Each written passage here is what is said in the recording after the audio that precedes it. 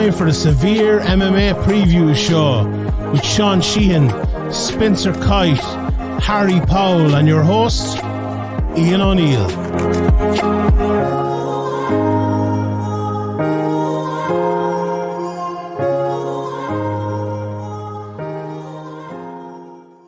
That is right. It's me, Ian O'Neill, and we are back. And we actually have some fights to talk about this week as well on the latest edition of the UFC preview show. As always, I'm joined by the Welsh wizard himself, Mr. Harry Powell, over in London, and Canada's favourite son, and SevereMMA's favourite son, Spencer Kite, is with us. The first time he's an official SevereMMA member. Since what was I saying before? You can now turn your relationship. Changed my relationship status with SevereMMA from it's complicated to in a relationship. There you go. We've done it. We got it done. We got it over the line. So officially welcome to the team, Spencer. It's great to have you on board. But like we were saying, you were pretty much a part of the team anyway. It's just official now, and I'm glad you're aboard. Thank you, sir. It's good to be here. Made a lot of sense. Took very little convincing from Sean and Harry while we were taping a speakers last week. Quick conversation with my wife, who reiterated all the things that Harry had said to me after we got off air of that recording. And I was just like, yeah, what am I doing? Of course, this is where I need to go. What took you so long? We will be bringing all the stuff that you guys used to see over at the Keyboard Kimura newsletter to this platform, these platforms, and more. Literally starting today. Gonna get something up later today. So hit the like button, hit the subscribe button. We are recording this a little early this week, so if any fights change, if anything changes on the card, we do apologize. We're Thanksgiving Monday we're getting this done, and I'm very thankful to be here with the lads to talk about the UFC card this Saturday night. I'm very thankful also to our sponsors, All Real Nutrition Bars. Head on over to eatallreal.com, enter the code word SevereMMA. Get yourself 15% off. Check the ticker along the bottom of the screen for some information. It'll be up there for the next couple of minutes as we get tucked in to the latest installment from the UFC, and a very, very good palate cleanser ahead of UFC 280, which is a monster card that we'll cover next week. But this week it is back to the apex again. Alexa Grasso versus Viviane Araujo in the main event and the flyweight division. Jonathan Martinez takes on Cub Swanson in the co-main event on the night. Cub Swanson making his debut at 135. We're going to talk about those fights and a lot more. Askar Askarov, Brandon Royval, and Belter on the main card as well. Plus a few more fights trickled in down along the way. But we shall start in the 125-pound division as Alexa Grasso and Viviane Araujo will go to battle as the headliner. And this is a fight I do believe that they've been trying to put together for a little while. It's fallen off a couple of more cards before this. And in the overall landscape, Spencer, of the 125-pound division, two really good prospects going to clashing here in the main event. How do you feel this fight shapes the landscape overall at 125 pounds? I mean, I think you can make a case that the winner of this is in line for a title shot just because of the dominance of Valentina Shevchenko, right? We don't know. We haven't heard yet what she's doing next, what her next fight is since the Taila Santos fight in Singapore over the summer. If you look at the current slate of the rankings, she's beaten everybody that's ahead of these two women in the rankings. Now that can change in, a week or so when Manon Fiorot takes on Caitlin Chukagi, and that can be very different. That can certainly upset the landscape. But if either of these women go out on Saturday and have a dominant performance, they sort of take pole position. They become, to me, the clubhouse leader, and it's then on Fiorot or Caitlin Chukagi to sort of have that kind of performance that puts them ahead of Grasso or Araujo. So I think this is a really important fight. This is a big fight. They've both looked good as of late, and as you said, they've tried to make it a couple times. Grasso, it was supposed to happen a couple of weeks ago or a month ago now. Grasso had visa issues, but I like that it's getting the main event. I like that we're getting potential 5 rounds because this is We're going to find out all the few remaining questions get answered on Saturday about both of these women. Indeed, they do, Harry. And I mean, when you're looking at both of these women's body of works, obviously Alexa Grasso is coming on a 3-fight win streak. Ji Young Kim, Macy Barber, and Joanne Wood in her last fight, she got out there by rear naked choke. Viviane is coming in. Obviously, after that loss to Caitlin Kagan, a good win against Andrea Lee, but it wasn't all plain sailing in that fight. She got hurt early. She showed she had that dog in her. Watching back a couple of these women's fights, I think, size was an issue for them. For Alexa Grasso, she's a relatively small flyweight, as is Viviane Araujo. But you know what? Both of them are equally sized, so I can't see that being a major factor in this fight overall. Before getting into the nitty-gritty, Harry, I guess, what's your thoughts on both of these women and how they may match up? I mean, I may not have as high of an opinion of Viviane Araujo as Shawnee Podcast, but I'm not sure there's a fighter alive that Shawnee Podcast has a bigger feeling for than Viviane Araujo. I mean, I think Alexa Grasso is somebody that we've sort of all had our eye on for a long, long time, right? She has the boxing, she has the footwork, but she just seemed at 115 to never be able to find her groove, never be able to find her way into fights. And I wonder whether that's something of which we heard Dustin Poirier talk about a lot when he moved up from 145 to 155, which was in his fight camps, I should say, at 145, the whole time it was just dieting. It wasn't getting better. It wasn't going into training sessions with a focus to work on a new thing. It wasn't going into training camps and training sessions with a focus to refine skills he already has. It was merely to go and turn up and work as hard as possible to kill as many calories as possible, and then further your way towards that 145-pound limit. Whereas when he moved to 155, he was able to focus on refining skills and adding new things to his game. And I feel like that's something we've seen with Grasso. I think the stress of not having to make 115 pounds has allowed her to sort of be more introspective in her game and allow her to become more of the fighter who maybe she thought she could be without the guile and without the issue of trying to make 115. For Viviane Araujo, obviously, everyone loses to Caitlin Kagan that's not the champion, right? This is something that we've talked about over and over again, and something that we've discussed with Robert Whittaker in the meat grinder of 185. But if we look at Viviane Araujo, she's absolutely somebody that's marketable. She's somebody that fights well, is always in interesting fights, exciting fights, and as somebody that, as you noted just before, can take a shot, can get hurt, can come back and battle all the way back to eventually pick up a W. This is a really interesting prospect of a fight for me for those reasons. Grasso, we know, has good boxing, great left hook, good footwork, can take a punch, can land a shot. Viviane Araujo, we know, has that dog, has that fight, has that heart. On paper, it looks like a fantastic main event, and you can see both women being slid into a title shot with a win here.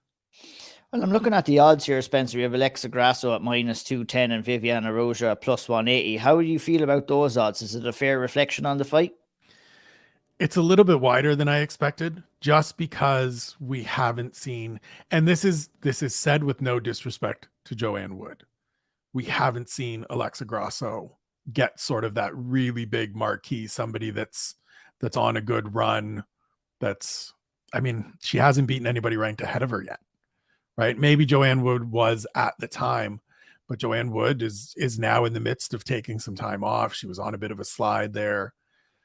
She's a good fighter. She has been a very good fighter for a long time, but Grasso just kind of caught her at the right time. So for her to be this big of a favorite going into this fight, especially with Araujo coming off the fight and how good she looked in the Andrea Lee fight, is surprising to me. I would have thought of it more as a pick'em, more as a coin flip fight. But I mean, if you're looking for dog plays, you know, Viviane Araujo isn't a bad selection here. No, I would tend to agree, although I think the bookies do have it right. With it is a lot closer than I would imagine. It can go one of number of ways, Harry. When you both look at these women's skill sets and what they bring to the table, who are you leaning towards more or so in this fight, and how do you think they may get it done? It's a struggle for me, to be honest. Like, my initial thoughts when I saw the matchup, my brain said Alexa Grasso. And I think my brain immediately said Alexa Grasso because of the potential that we have seen in spurts from her, right? When she puts her hands together, when she gets into a rhythm, gets into a flow, she looks like a fantastic fighter. But there are moments when she looks a little meek and a little naive and struggles to get out of that first gear and sort of gets moved around the cage a little bit.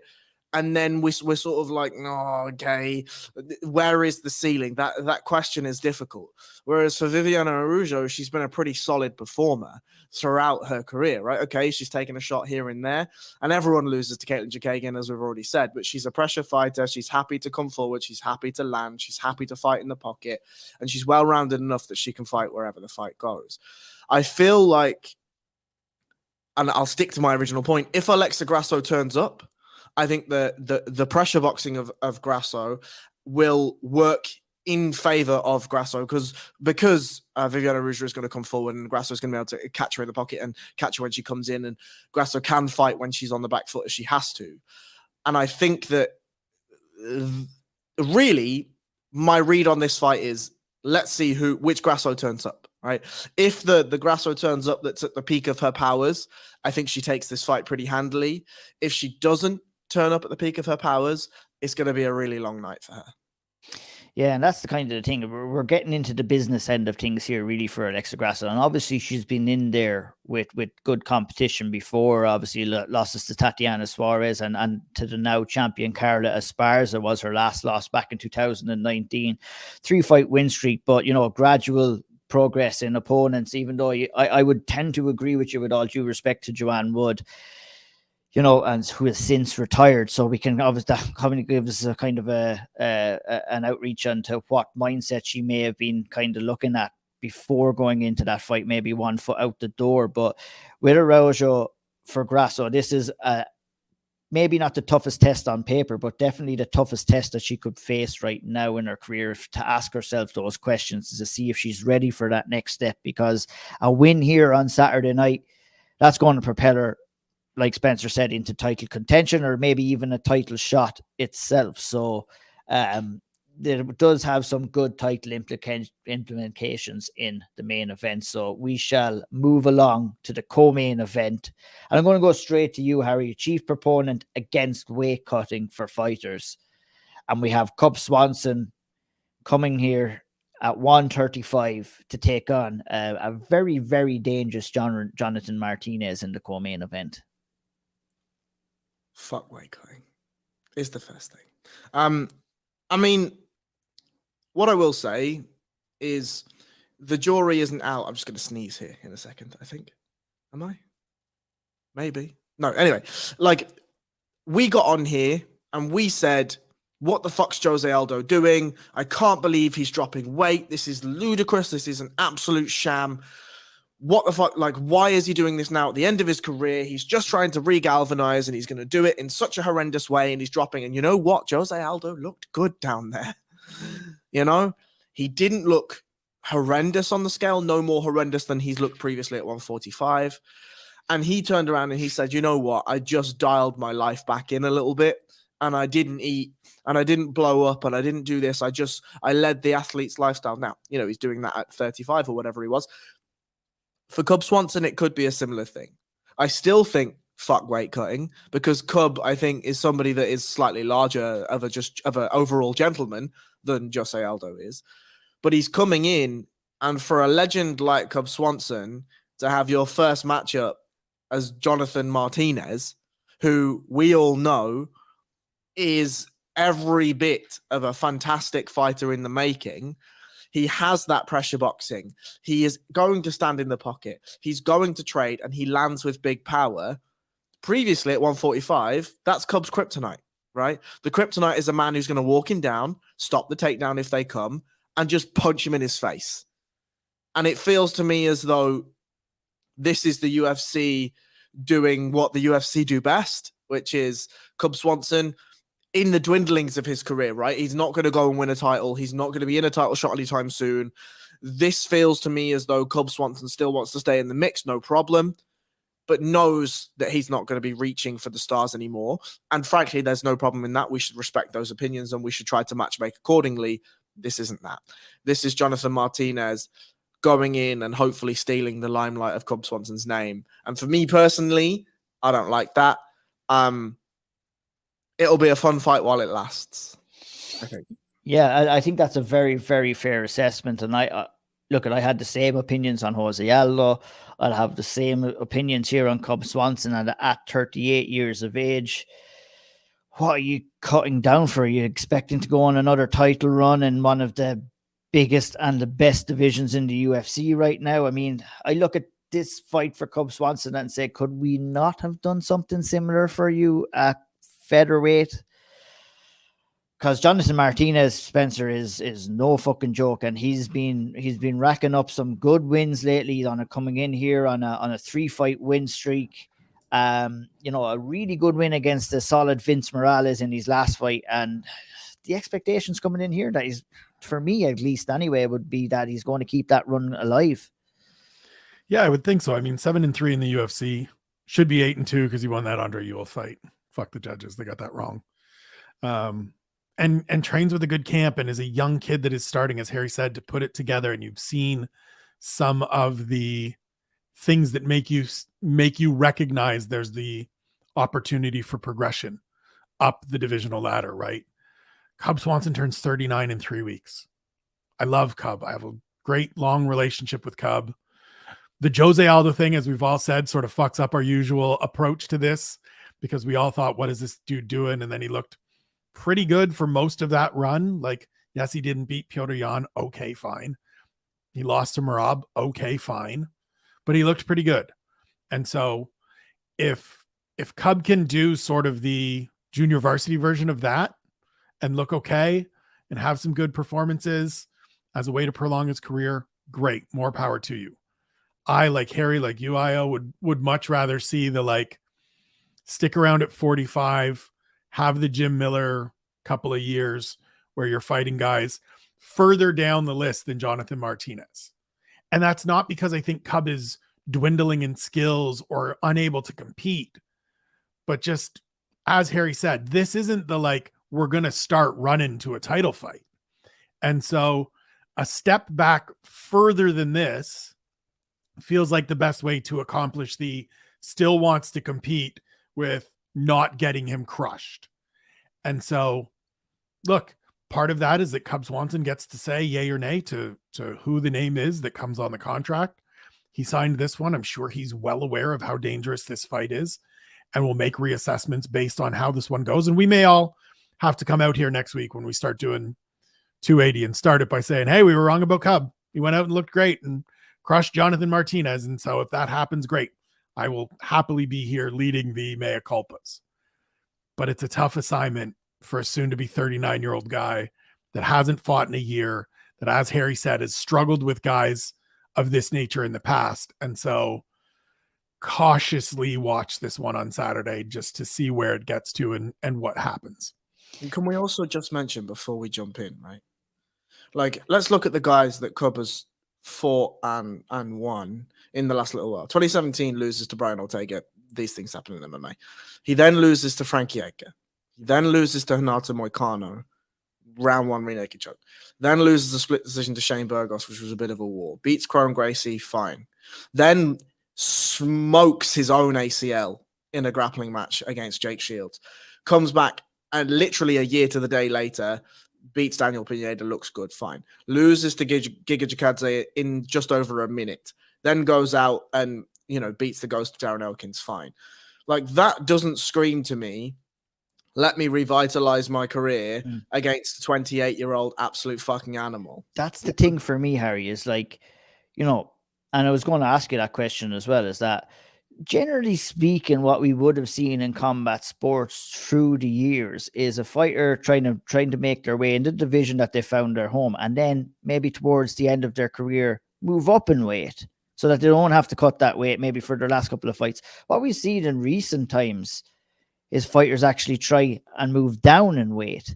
To me, from the outside in, it's looking for that extra little bit of motivation that they might not have anymore, or maybe to add that extra bit of spark that they might not have had since they're earlier on in their career. What to you is this? What is this a sign to you when you see fighters doing this, Harry? So maybe this is based in my ultra bias against weight cutting, but I feel like Cub Swanson looks at the lads coming in at 145 and is like, you know what? Fuck this. These fellas are massive. And then he's like, do I not cut weight and go to 155? He's like, fuck that and all. Look at the size of them cunts up there. So, and then he looks down and he's like, well, okay, 135. They're about my size.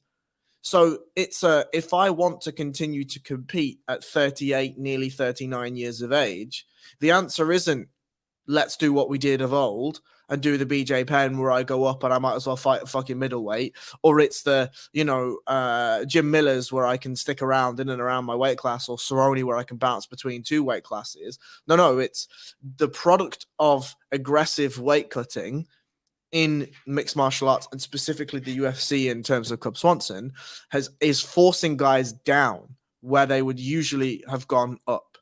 And the other thing I'll note about this is, that one of the real problems of that is generally the higher in weight you go, the slower the fighter is. More just because it's not a lack of athleticism or anything like that. It's just more mass to move around, right? And that takes more kinetic energy.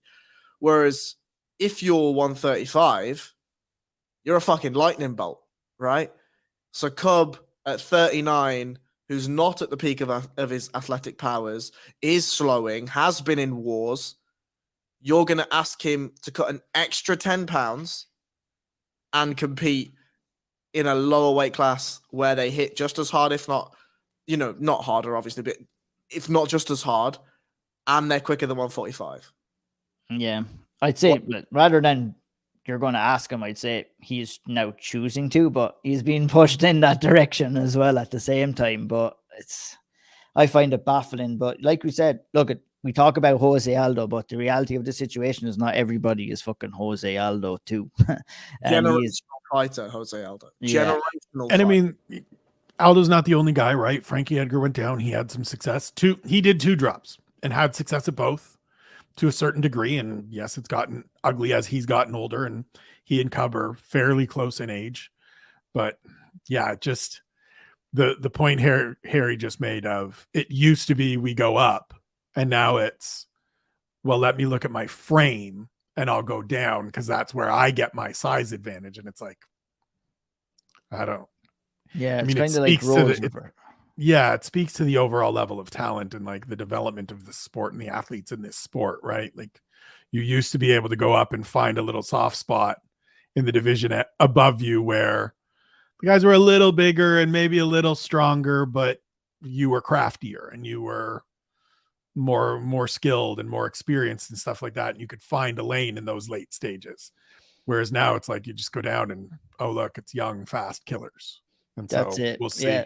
The speed disadvantage will likely be Cub Swanson. Martinez is going to be there in round 3 as well. And, he's proven that he has a gas tank. Look, Swanson has the power to put guys away if that can carry down to the weight if he gets an exchange. Martinez does get guilty of getting caught up in firefights at times. If he does that with Cub Swanson here, I mean, we've seen him slap, right? David Grant put him down, hit him with that left hook, got him into a war, and was just like, have this. Cub's got it. We know it, but we'll see. That's it. This is definitely one where we should probably be sharing our opinion after the fights happen, because there's too many unknowns coming into this for Cub Swanson. But yeah, it's just a good topic of conversation, I guess, in the way fighters are choosing nowadays to move down rather than move up. 2 fighters that will be looking to move up the flyweight rankings will be Askar Askarov and Brandon Royval.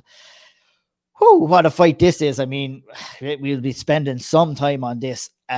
2 phenomenal talents in the 125-pound division. It seemed, not so long ago, guys, that we were talking about Brandon Royval and how his fight with Rodrigo Bontorn was so big, because after coming off 2 losses to 2 great fighters in Brandon Moreno and Alexander Pantoja, that being said, but nonetheless, nobody wants to go on a 3-fight losing streak. Royval was on the cusp of that, went in, pulled off that split decision win against Bontorin, had a really entertaining fight and locked in a guillotine choke against Matt Schnell in his last outing. Askar Askarov, on the other hand, coming back from that disappointing loss to Kai Kara France, where he will have learned lots of lessons and will be looking to bring his quote unquote new game to the cage on Saturday night. Harry, this is one of the fights of the card, really, isn't it? There's no other way to explain it.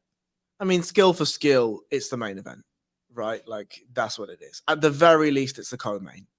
I think this, to me, is whether we're going to see chaos or order win. That's basically it, right? Like, Matt Schnell found out the hard way that you can't guillotine Brandon Royval. He guillotines you. That's what happens.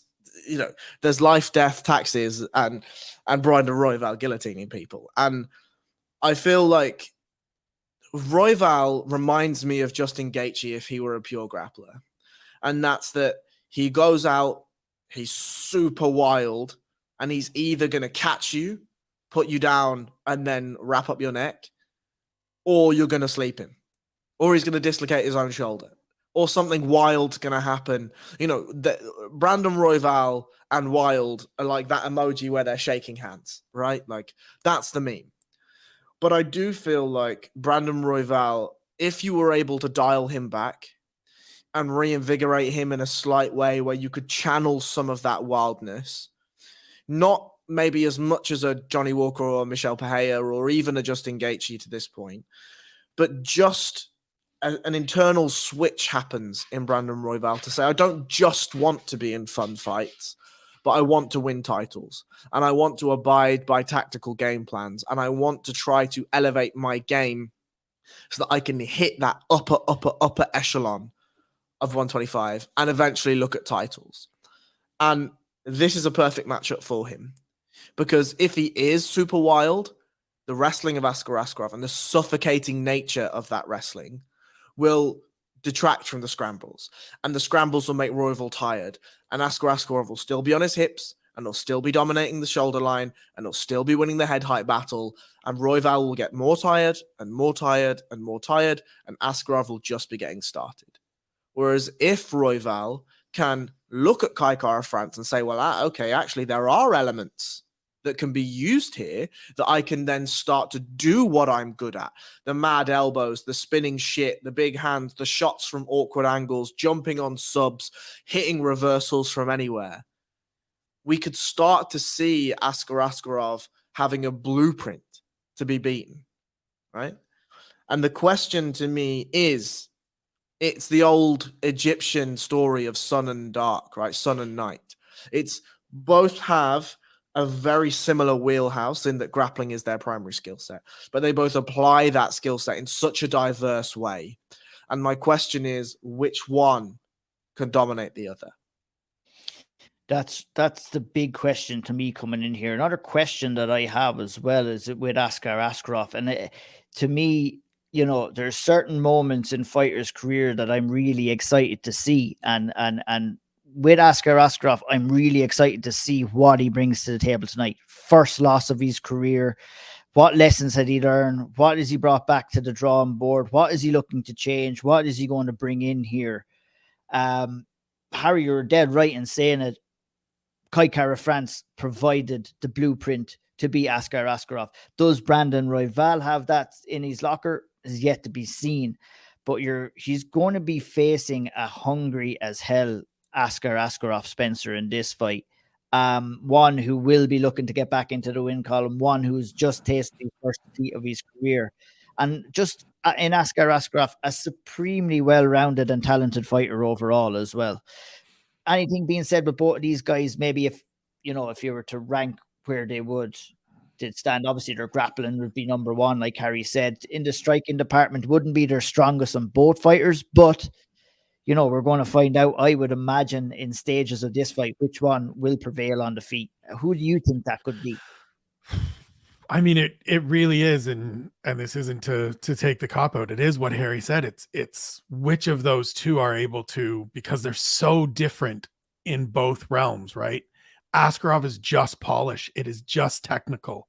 It is just fundamentals. And Brandon Royval is the kid that walked in and they were like, we're going to teach you the fundamentals. And he was like, nah, I want to do the mad shit I see in movies. Like, you want to teach me, you know, katas in karate, and I want to be John Wick. And so if he can go out there and force it to be absolute chaos, just a ball of dust, it favors him because he's used to that. And he's able to pull Askar Askarov into making mistakes. But if Askar Askarov can go out there and stick a jab in his face and then hit him with a right hand as he's coming in, and then mix in a level change and turn it into some sludgy grappling where he's just kind of dragging things out, well, then it certainly favors Askar Askarov. And the question, and the thing that we love about these fights, is we get to figure out in the moment how it's going to play out. We get to see how it's going to play out on Saturday night over these 15 minutes. And there's going to be moments where each one gets to make adjustments mid-fight. In that realm, I look at Brandon Royval and I go, this is a guy that I know can make adjustments on the fly, can figure some stuff out, even in the moment of chaos, right? We mentioned that Matt Schnell fight. Going bad. Oh, look, I've figured this out. Reverse this, grab your neck. We're done here. The Brandon Moreno fight, we all look at it and yes, it's a loss, but like that fight goes differently if he doesn't just like, people see the TKO finish. And I talked to Mark Montoya about this several months ago. Like, people forget that Brandon dislocated his shoulder. And that's what actually stopped the fight. Yes, he tapped. Yes, it was done, whatever. It's because his shoulder is out. And if you see it, there's a great video after the fight as they're just kind of continuing to film around the cage as we're waiting for the decision. And that Mark Montoya literally walks over and just pulls his arm back into socket and is actually looking straight at a camera when he does it. So he looks like a complete psycho, but like had to pop his shoulder back into place. If that doesn't come out, that fight's different because he was hanging with Brandon Moreno.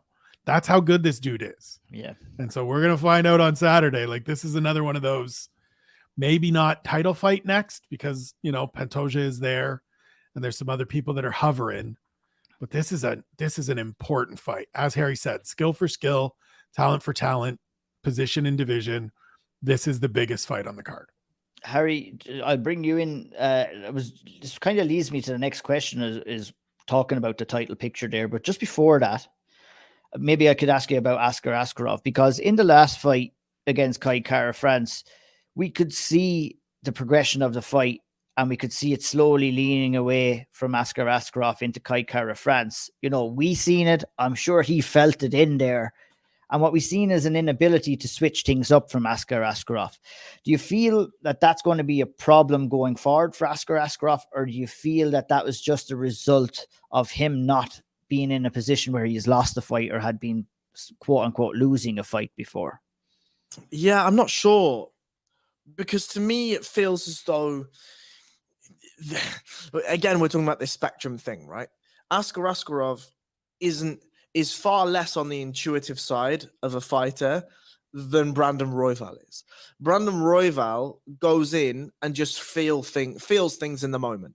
Like, there's an element of that which is fantastic because he's problem solving on the fly, but there's an element of that which, from a coaching perspective, must be horrendously frustrating, because you tell him, we're going to go in there and for the first 6 minutes, we're going to do X, and then the next 6 minutes, we're going to do Y, and then the next 3 minutes, we're going to do this. Perfect. Let's go. That's the game plan. We've been drilling this for 6 weeks, whatever it is.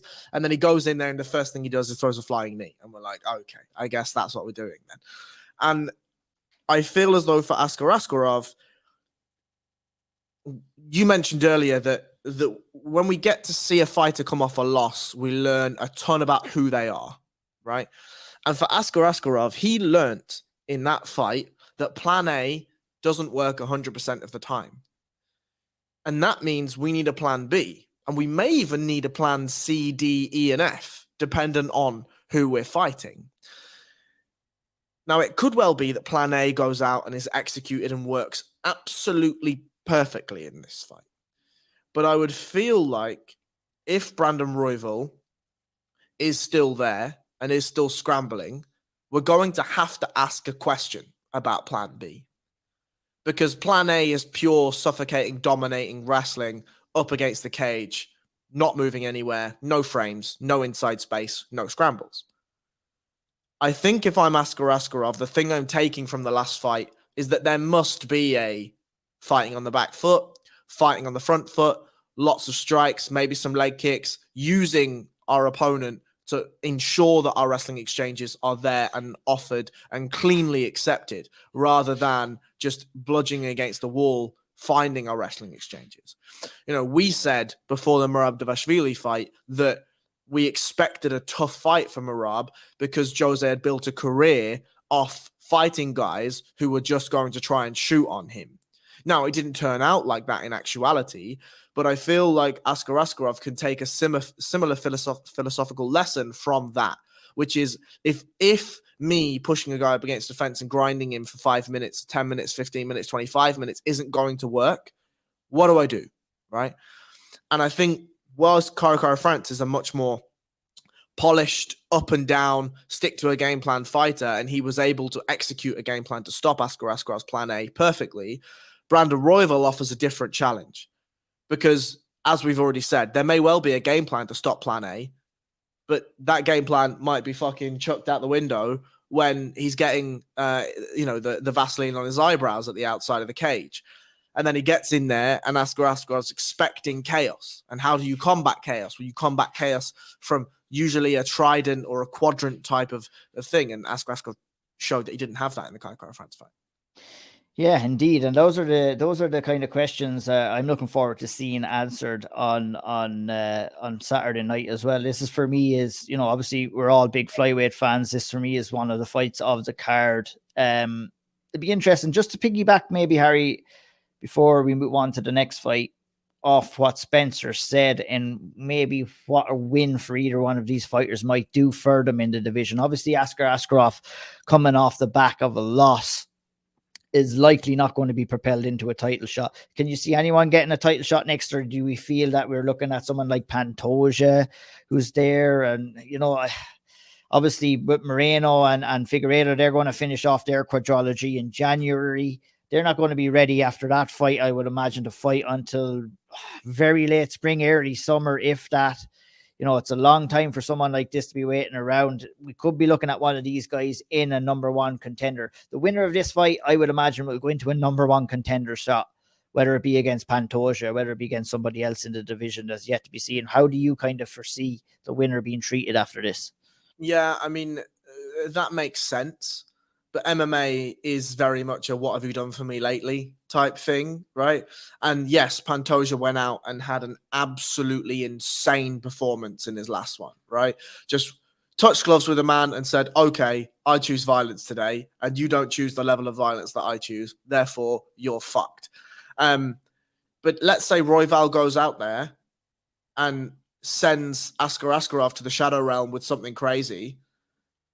I mean, you could see, you know, there's going to need to be an alternate for that January fight. Who are they going to use?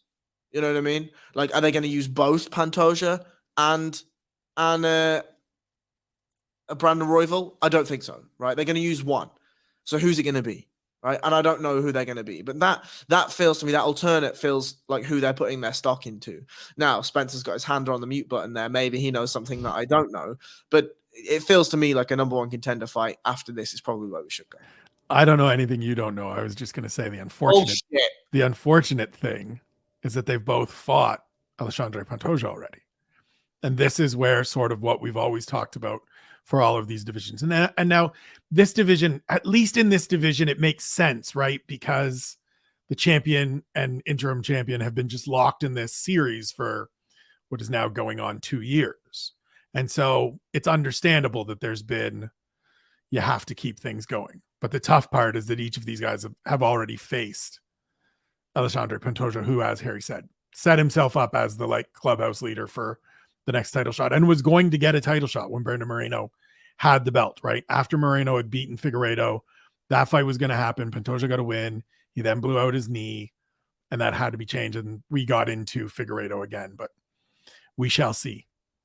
Yeah, because you could be coming into a situation looking at the rankings here as well, but like Pantoja, if they are going to give him the next shot with these two guys haven't fought him already, where it could be like one step forward and then looking at 2 steps backward. They may have to look at facing someone like Alex Perez or Mateus Nicolau.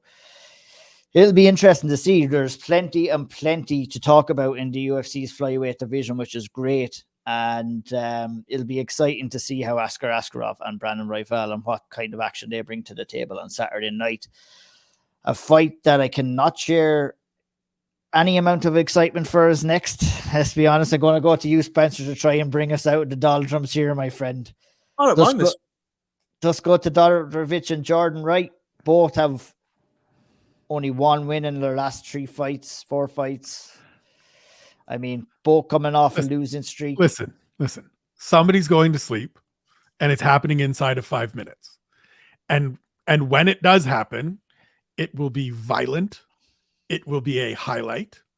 And we will all sit here making the like Google eye emoji on Twitter. That's this fight. Neither of these guys are contenders. Neither of these guys are going anywhere particularly far in this division or even in future at light heavyweight. But sometimes you just got to sit down and enjoy 2 motherfuckers trying to kill each other.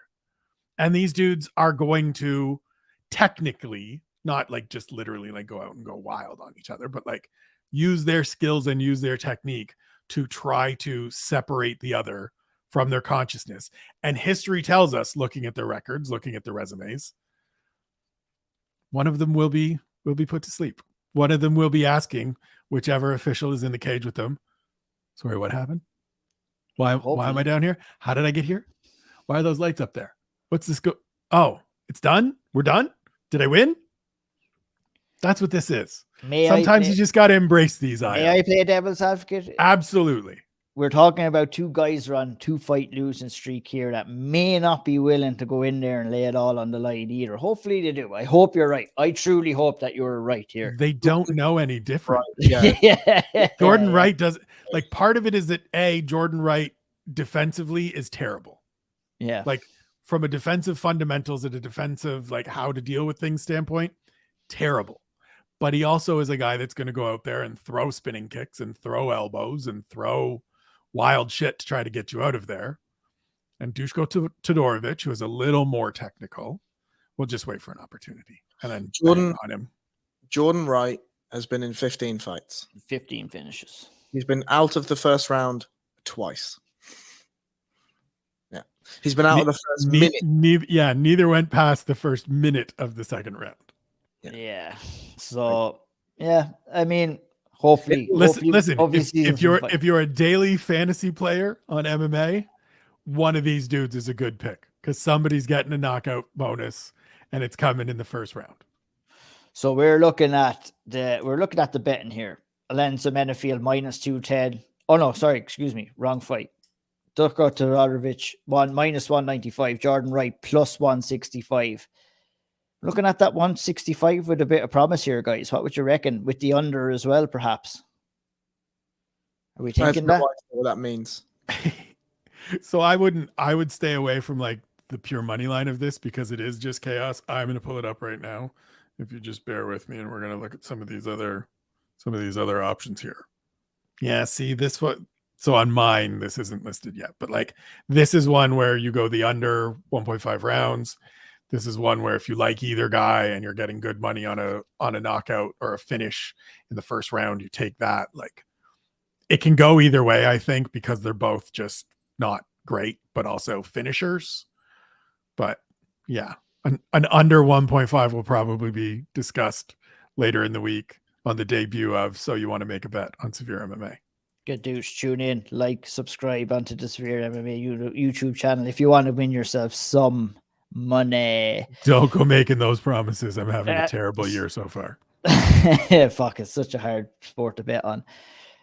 Misa Serkinov versus Alonso Menefield. Now that's a fight I couldn't give a fuck about. Equally, I'm kind of the same as well. Serkinov coming on a 3-fight losing streak.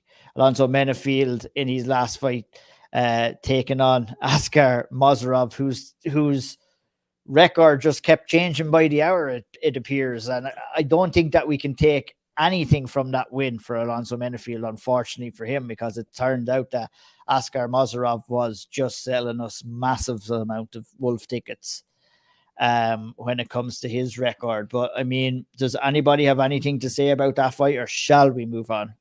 Let's just move on. Let's just move on. That will happen in the 205-pound division. Mana Martinez versus Brandon Davis. Spencer, talk to me about this fight. Another fight in the bantamweight division against two kind of relatively prominent guys outside the top 15, shall we say.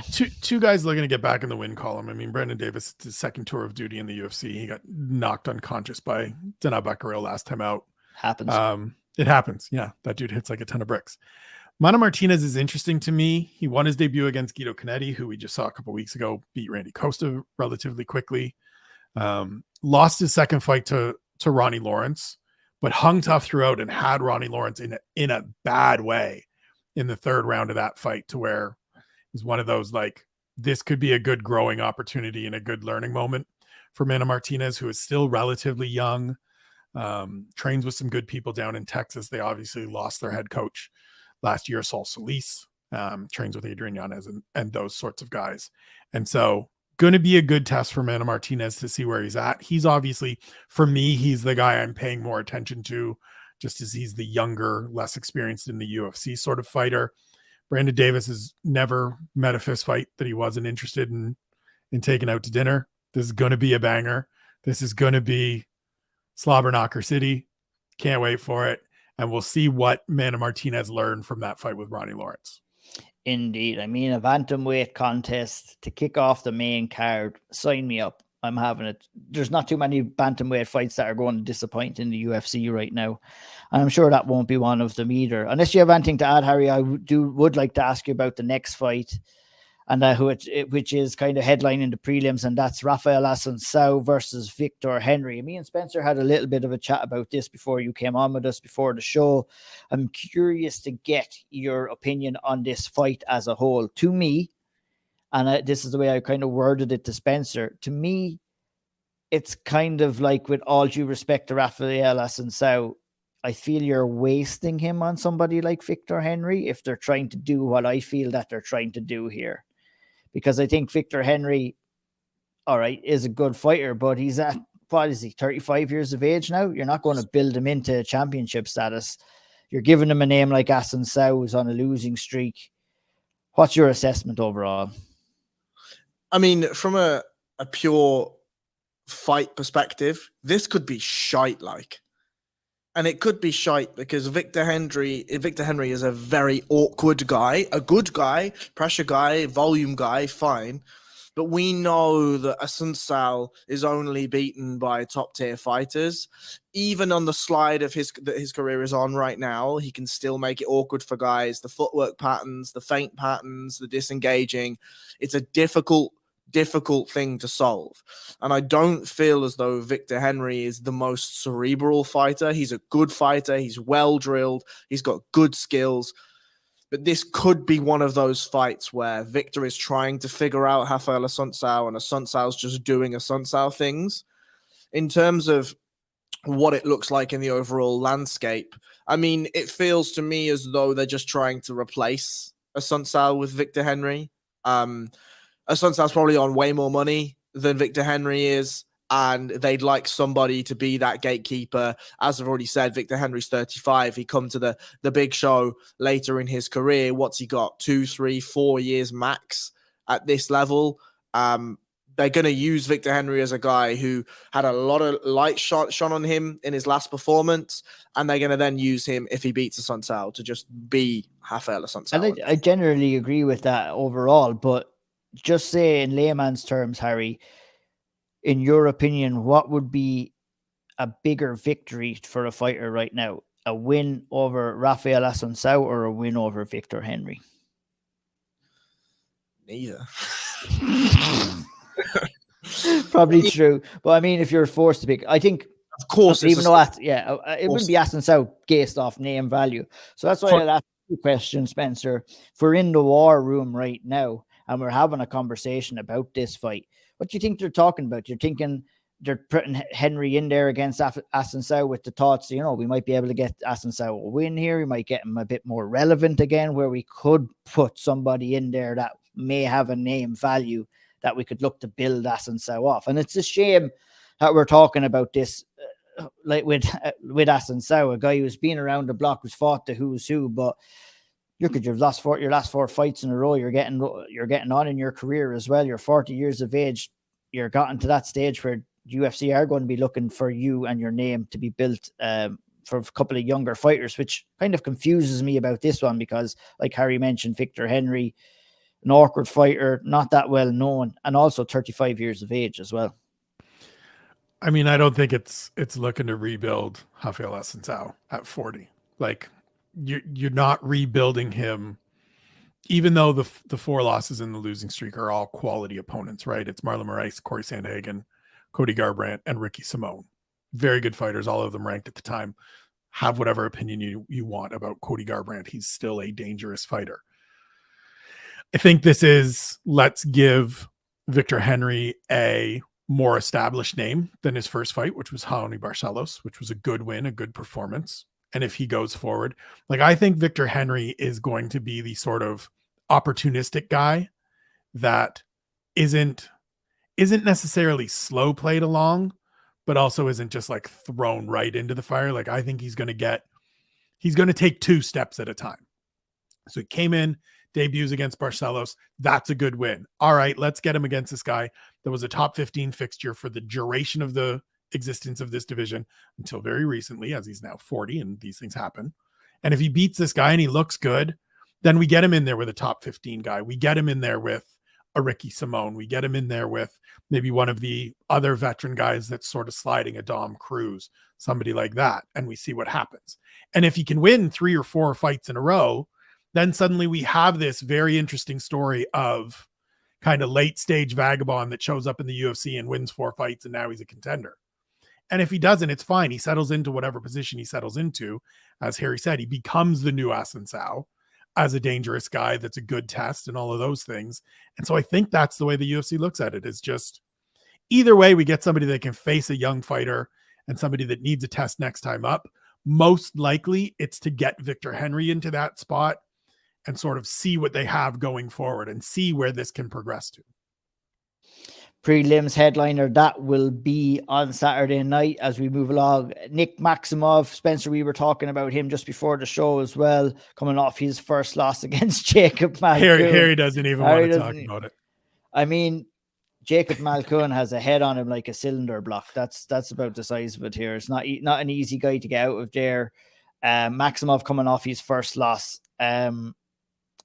We're not really looking at either of these guys to be major players in the middleweight division, are we, guys? Harry has his finger up. If Malkoun can put some stuff together, he'll be an interesting fighter in that division. When he came in, what was he? 2-0, 3-0, his first fight in the UFC. Yeah, 4-0 against Phil Haas. Riding the coattails of Bobby Knuckles, right?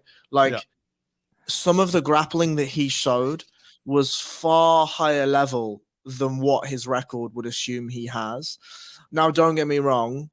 I'm not saying he's not a shithouse. I'm just saying that there is potential there, that if you're seeing a guy at 4-0 come in and exhibit some of the things that he was showing, reverse broomsticks, hip rides, head rides, all of these sorts of things, and having an understanding of those positions, that tells me a little something about who Jacob Malkoun is. Is he going to be able to put it together in an organization like the UFC? I mean, probably not, right? Because the fighters that are in there, regardless of what weight class, even something like middleweight, is not going to give him the amount of time to progress. But there is something there, I think, for Jacob Malkoun. Yeah, I would tend to agree with that too at 27. And I guess with Maximov as well, I do feel that at 24, he has a long, long way to go. I feel the UFC were trying to build him up as this guy or the next kind of Stockton guy, 209 guy coming up. But his route to success has been through his grappling. And I'm not too sure if that's going to be there against a guy like Jacob Malkoun in this fight. How do you kind of see it going down overall, Spencer?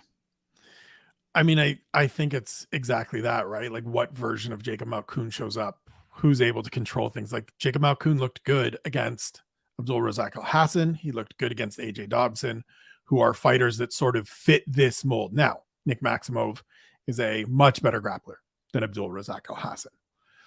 I don't know if he's a much better grappler than AJ Dobson, who's a good wrestler. I haven't been impressed by Nick Maximov thus far. I wasn't impressed in his Contender Series fight. And like, I know it was against the heavyweight and all of these things. He feels like a guy that just because of his affiliations has gotten this push and this opportunity. We saw Andre Petrosky go out at the start of the year and just run through him. And happy to see that because I cashed good tickets on those. I'm just curious now to see what's the development, what improvement is there, what more do you have for me as somebody that clearly has some talent and clearly has some skill, but he seems like a guy even that it's not, he doesn't feel like enough of an attacking submission fighter, an attacking grappler to me. It's more about getting to control positions and stall positions. And I just, unless I see more, I'm not all that impressed. And I'm curious to see if Jacob Malkoun is the better grappler this weekend. Yeah, I think the strength advantage from what I've seen so far, maybe wrong, would probably go with Malkoun.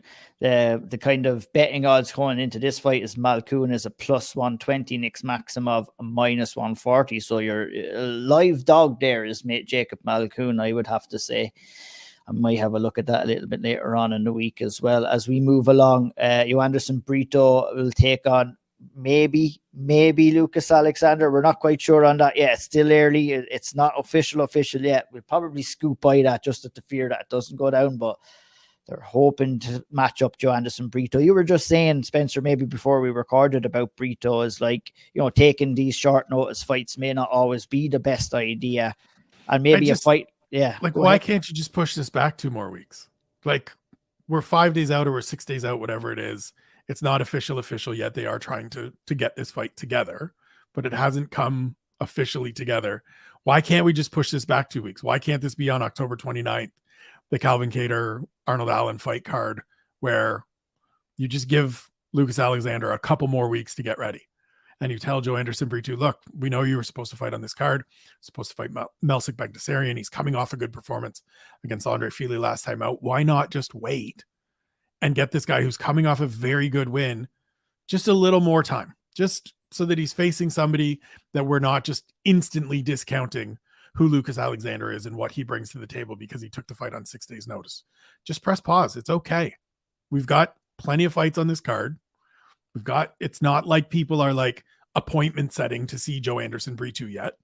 So just push it back a couple of weeks. What's the harm?